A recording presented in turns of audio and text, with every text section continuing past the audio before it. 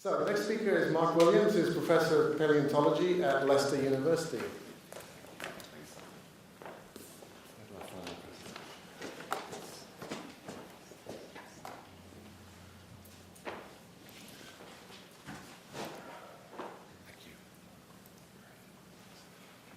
I'm going to change scale now from Jan's discussion, from Jan's lecture, but in many ways these two talks are complementary because I'm going to try and take you through the swathe of river evolution through the past 4 billion years of Earth history. I've got 20 minutes to do that in, so I've done about 1 minute every 200 million years, so bear with me. Our title, or our talk, has changed a little bit from the original conception. And what we're really trying to do here is to look at some of the major scale changes, or system changes in rivers in deep time, and see if the impact of humans at present actually scales with those. See if the human impact on rivers is as great as some of the big changes in deep time. And I thought that the list of things we were supposed to think about as part of this conference was very, very useful from our perspective, because I guess what we're trying to do is see if the geological record can inform us about what's happening environmentally at present. So we're trying to be multi and transdisciplinary here. And I started with that picture there because if you go back 4.5 billion years to the early inception of the Earth, the first rivers, of course, that flowed on planet Earth were rivers of lava, not rivers of water. But fairly rapidly, perhaps within a few 100 million years, that's quite rapid for a geologist, cometary impacts would have delivered quite a lot of water to the surface of this planet. And certainly through the past 4 billion years or so, there's been permanent water at the surface.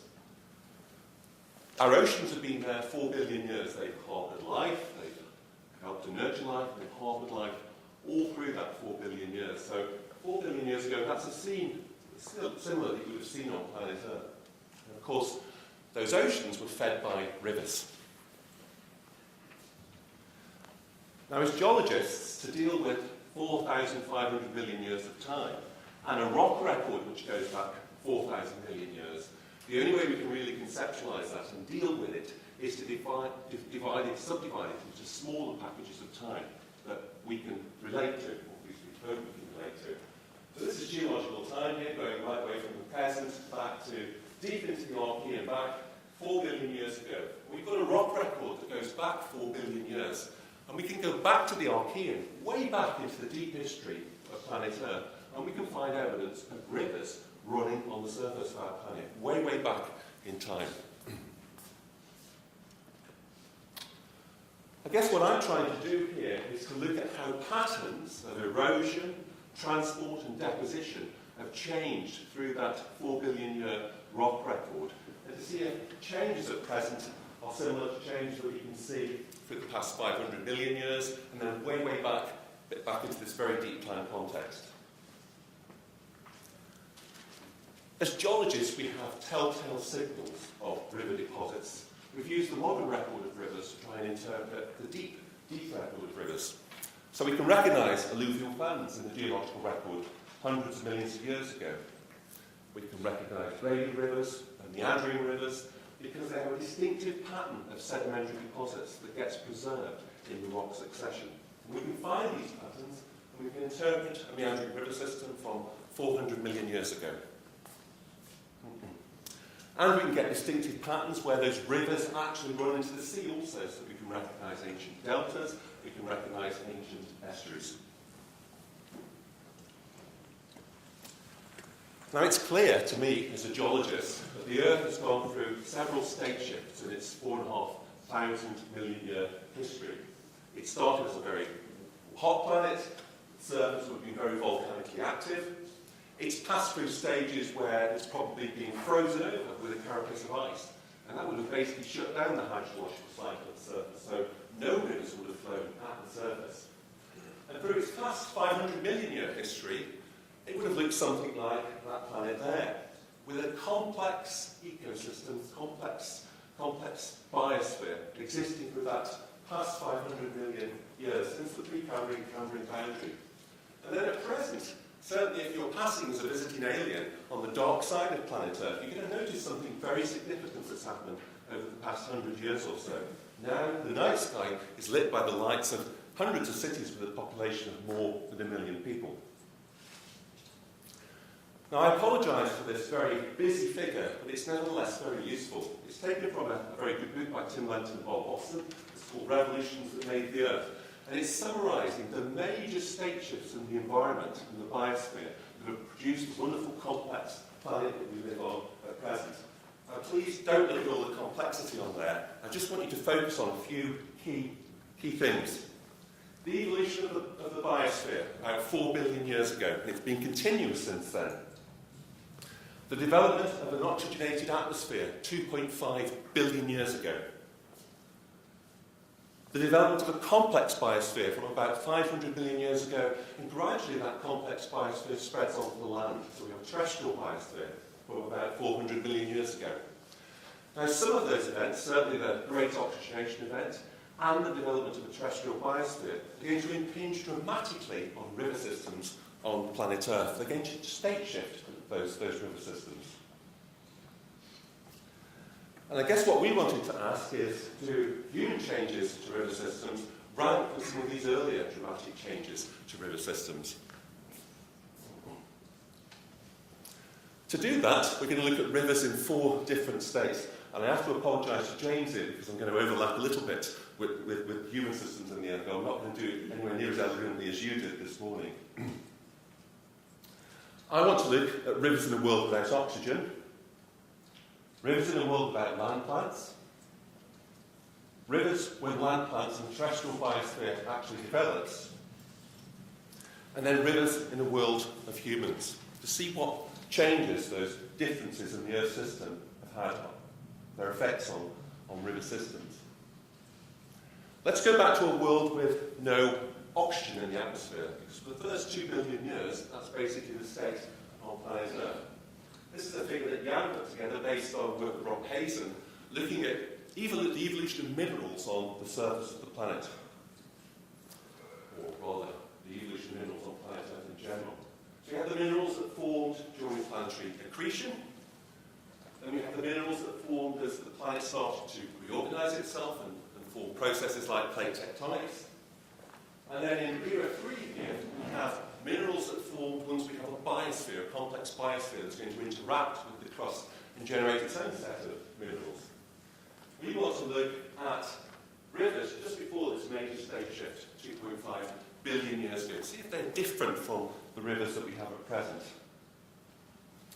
To do that, we have to visit parts of planet Earth that are very ancient, and the bits that we're going to look at are the bits where you can see the grey-coloured rocks and the brown-coloured rocks, because those are the most ancient rocks on planet Earth. Let's focus in on North America, because we're in North America. So the bits we're going to look at are the oldest parts of continental North America, this Archean and Proterozoic crust. Rocks, in some cases, over 3 billion years old. So we're going to look at a rock succession just to the north of Lake Huron.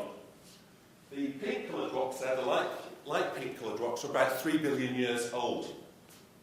And the rocks in particular that I want to look at are of the Matinenda Formation down here. They're about 2.5 billion years old. They're rocks that we know were deposited in rivers. And they have a very, very distinctive mineral signal. We don't just know that they were deposited in rivers, we can actually work out what kind of rivers were flowing on the surface of the planet 2.5 billion years ago. They were braided rivers. And the sediments in those braided rivers was derived from that pink-coloured Archean basement.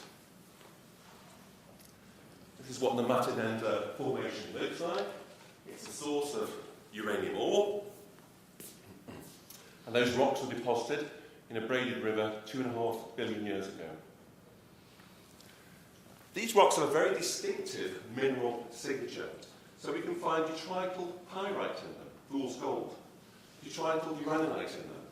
These are minerals that we don't find forming in rivers on planet Earth. Because once you have oxygen, they oxidize, they become soluble, they get carried away, they get transported into the oceans to be buried again where conditions become anoxic.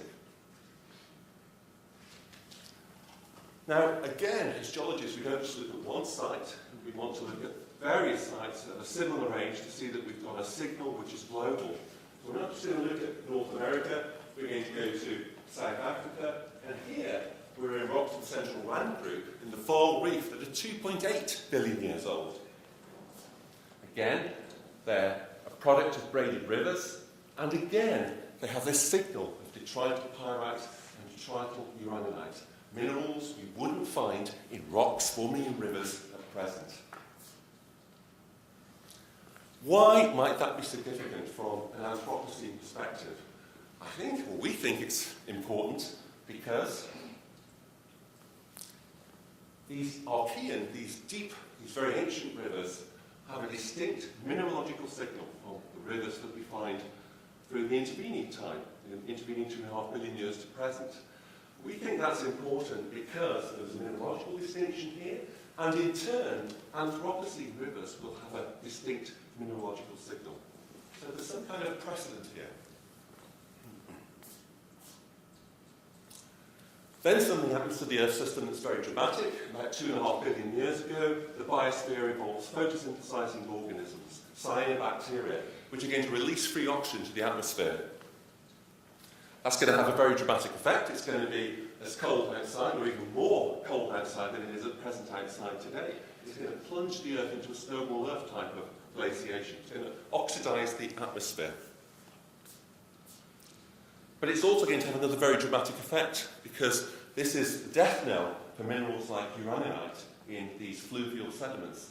They're going to disappear. They're going to be oxidized and carried away. So that's our mineralogical distinction. Okay, that's rivers in a world without oxygen. Now what about rivers in a world where there is no terrestrial biosphere? No plants on the land, no animals on the land. Because that's the condition that the Earth is in until about 400 million years ago.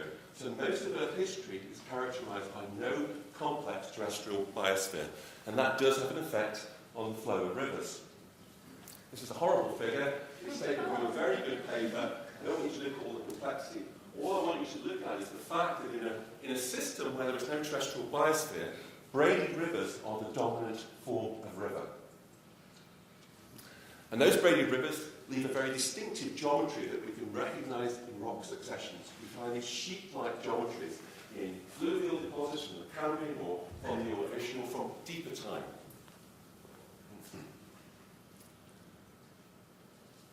What we see in this world without land plants is that rivers are showing increased rates of erosion, river sediment, boundary instability, and the prevalence of these stacked sheet-type braided geometries.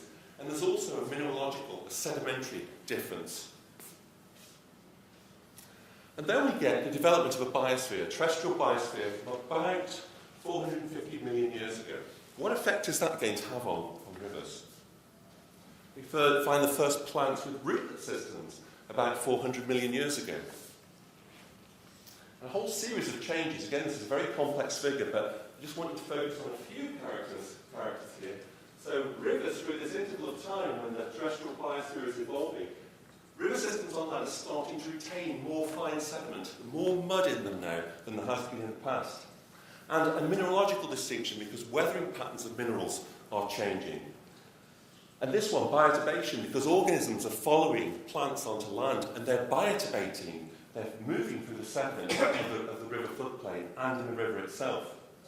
Rootlet systems, and a change from a dominantly braided system into a dominantly meandering type. And you can see that expressed in rock successions worldwide in this time interval about 400 million years ago.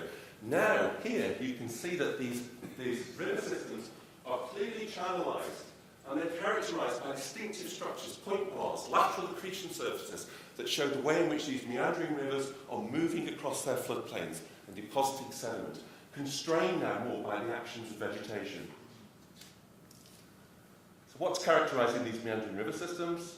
Increased mud-rock proportion, or increased mud, increased sandstone maturity, so that's a change effectively in the mineralogy of the sandstones, an increase in bioturbation, we'll come back to that in a moment, and these lateral accretion surfaces. These are wonderful bioturbation structures. This is a fish swimming across the bed of a river 400 million years ago. This is a fish burrowing down into sediment. That's about 1/2 metre long. It's probably the burrow of a lungfish living in a river, a meandering river, 400 million years ago. A very, very distinctive change now to these river systems. Something like that was making that borough. Why is that significant from an Anthropocene perspective? It is significant because humans are reverse engineering. What are we doing? Well, this is really James Savitsky's work, so forgive me, James, here, because I'm quoting you a lot. Humans have significantly altered the flux of sediments in rivers. We've seen that this morning through a whole series of processes which, if you like, are taking those rivers back to a pre-vegetation state. Increased flux of 200 cubic kilometres of sediment through river runoff each year. It's not one directional, of course, because as James has shown, there's also retention of river sediments. But that's altered the sedimentary pattern, the sedimentary motif we see preserved in modern rivers relative to deep time. So that was a long preamble going through the deep time signals. How does that relate then to what we see in river systems at present? Can we suggest that humans are global agents of river change, equivalent to some of these patterns we've seen in deep time? We can certainly see some very significant changes to rivers. We've seen lots today. We stop the flow of rivers through barriers. If you take boats as being sediment transport on a river, and I know that's a very broad view, they can even go uphill now for the first time through lock systems. We use rivers to treat our sewerage, or we build the most amazingly complex trace fossil systems associated with the riverbanks of our major rivers, in this city also. This process has been going on for a long time. This is work we've done in conjunction with some, it's not our work, but we've been working with archaeologists as part of this. We could look at the river system of the Tiber, for example, in Rome. In the 1st century AD, the Emperor Claudius changes that river system. He builds a harbour, and then the sedimentary motif of the natural sediments, relatively natural sediments forming there, is altered dramatically. So these are the delta sediments, the natural, if you like. This is the human influence. Changes the style of sedimentation completely. It changes the faunal signal, the fossil signal in there. There are wood fragments now, there are pottery fragments. It even changes the mineralogy because we get minerals forming as a product of desiccation, gypsum, for example, an evaporitic mineral. The trace fossil system of the Nile is incredibly complex. Again, these are echoes of what happened with the development of the terrestrial biosphere 400 million years ago. Now we see amazingly complex trace fossils associated with these river systems, dams and irrigation systems and man-made lakes. And this is the one I really like because we have our Beaconites 400 million years ago. Look at the trace fossil systems associated with rivers now.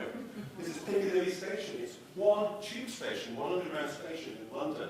Complex borough systems going down, and anastomosing running all the way across the city, going under the river and coming up on the other side of the river. Again, showing the incredible increase in complexity of the behaviour patterns associated with the Anthropocene compared to what has happened before. And finally, and I could talk about this for a very long time, but there is a mineralogical signal. We alluded to this change in deep time with the oxygenation of the atmosphere, but there's a clear mineralogical signal expressed in Anthropocene rivers also. This is the island of Java. It's an island I love very much because my life comes from Java, so its landscape is absolutely fantastic. I use this as an example, and actually my wife told me off for using it because it's from West Java, but the human signature in rivers is profound. These plastics are sediments. They're going to find their way into the sedimentary deposits of river systems. So we have a very, very distinct mineralogical signal also. I want to finish with this man, who's James Hutton. He's one of the founding fathers of geology, and his maxim was that he could use processes operating at present to interpret the deep geological past. So modern rivers we can use to interpret deep rivers. It's the present is the key to the past. But you can also turn his maxim on its head, and you can say, I think, looking at hopefully what we've seen in the deep geological record, that the past also teaches us a lot about the present, and the fact that it looks as though, from a geological perspective, the impact of humans is fundamental and great as some of the changes we've seen in deep time also. Thank you.